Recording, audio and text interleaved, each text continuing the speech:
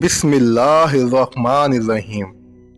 शुरू अल्लाह के नाम से जो बड़ा मेहरबान और रहम करने वाला है। अजीज दोस्तों, आप देख रहे हैं चश्माए हिदायत चैनल। आप सबको मेरा मोहब्बतों भरा सलाम। अजीज दोस्तों, हम मुसलमान हर साल ईद उल अज़हा के मौके पर जोशो खरोश से कुर्बानी करते हैं और ये ईद 3 दिन पर मुश्तमिल होती है और अपने साथ बहुत सी बहारें लाती है।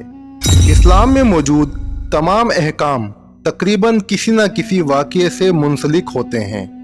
कुर्बानी करने के पीछे भी एक ईमान अफरोज़ वाक़या है। अजीज़ दोस्तों, अल्लाह के एक ऐसे नबी जिनको अल्लाह तबारक ताला ने अपना बेटा ज़िबा करने का हुक्म दिया और एक ऐसी लाजवाल कुर्बानी जिसकी याद को अल्लाह तबारक ताला ने क़यामत तक फ़र्ज कर दिया। ये वो कुर्बानी है जिसको हम सुन्नत इब्राहिमी की याद में मनाते हैं। अजीज दोस्तों, इन सब सवालों के जवाबात और इस वाक़ये के पीछे अल्लाह की मसलिहत को आज हम कुरान और हदीस की रोशनी में समझने की कोशिश करेंगे। मोहतरम दोस्तों, ये वाक़या एक ख्वाब से शुरू हुआ। हज़रत इब्राहिम अलैहिस्सलाम ने ज़िलहज की 8वीं रात को एक ख्वाब देखा जिसमें उन्हें एक आवाज़ सुनाई दी जो कह रही थी कि बेशक अल्लाह तुम्हें अपने बेटे को ज़िबा करने का हुक्म देता है। आप अलैहिस्सलाम जब नींद से बेदार हुए तो सुबह से शाम तक इस ख्वाब के बारे में गौर फरमाते रहे कि यह ख्वाब अल्लाह की तरफ से है या शैतान की जानिब से। इसलिए 8 ज़िलहज का नाम यौमुल तरविया रखा गया है।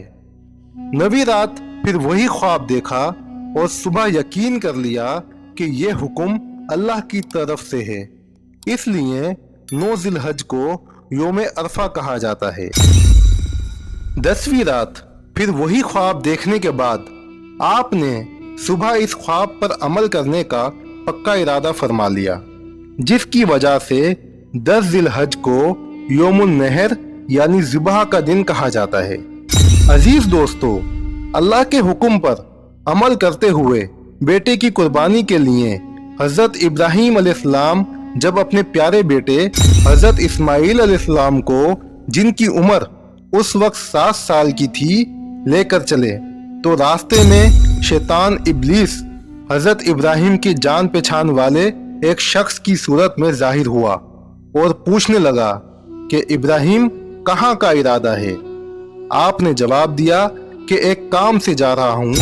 तो शैतान इब्लीस ने फौरन पूछा, क्या आप हज़रत इस्माइल अलैहिस्सलाम को ज़िबा करने जा रहे हैं? तो हज़रत इब्राहिम अलैहिस्सलाम ने फरमाया, क्या तुमने किसी बाप को देखा है कि वो अपने बेटे को ज़िबा करे? शैतान बोला, जी हाँ, आपको देख रहा हूँ कि आप इसी काम से चले हैं। आप समझते हैं कि अल्लाह ने आपको इस बात का हुक्म दिया है। दोस्तों, ये सुनकर हज़रत इब्राहिम अलैहिस्सलाम ने इरशाद फरमाया कि बेशक अगर अल्लाह ने मुझे इस बात का हुक्म दिया है तो फिर मैं अल्लाह की फरमाबरदारी करूँगा। अजीज़ दोस्तों, ये जवाब सुनकर शैतान इब्लीस मायूस होकर वहाँ से चला गया और हज़रत इब्राहिम अलैहिस्सलाम की ज़ौजा हज़रत हाजरा के पास आया और इनसे पूछा कि इब्राहिम अलैहिस्सलाम आपके बेटे को कहाँ लेकर गए हैं? तो हज़रत बीबी हाजरा ने जवाब दिया कि वो अपने एक काम से गए हैं। ये जवाब सुनकर शैतान इब्लीस ने कहा कि वो उन्हें ज़िबा करने के लिए लेकर गए हैं। अजीज़ दोस्तों, ये सुनकर हज़रत हाजरा ने फरमाया कि तुमने कभी किसी बाप को देखा है कि वो अपने बेटे को ज़िबा करे? तो शैतान ने कहा कि वो ये समझते हैं कि अल्लाह ने उन्हें इस बात का हुक्म दिया है। यह सुनकर हज़रत बीबी हाजरा ने इरशाद फरमाया कि अगर ऐसा है तो उन्होंने अल्लाह की इताअत करके बहुत अच्छा किया।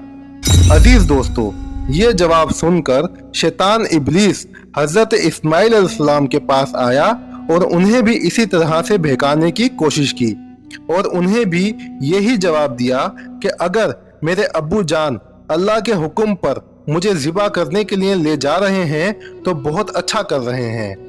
अजीज दोस्तों, जब शैतान बाप बेटे को बहकाने में नाकाम हुआ तो जमरे के पास आया तो हजरत इब्राहिम अलैहिस्सलाम ने इसे 7 कंकरियां मारी। कंकरियां मारने पर शैतान आपके रास्ते से हट गया। यहाँ से नाकाम होकर शैतान इब्लीस दूसरे जमरे पर गया तो फरिश्ते ने दोबारा हजरत इब्राहिम अलैहिस्सलाम से कहा कि इसे मारिए।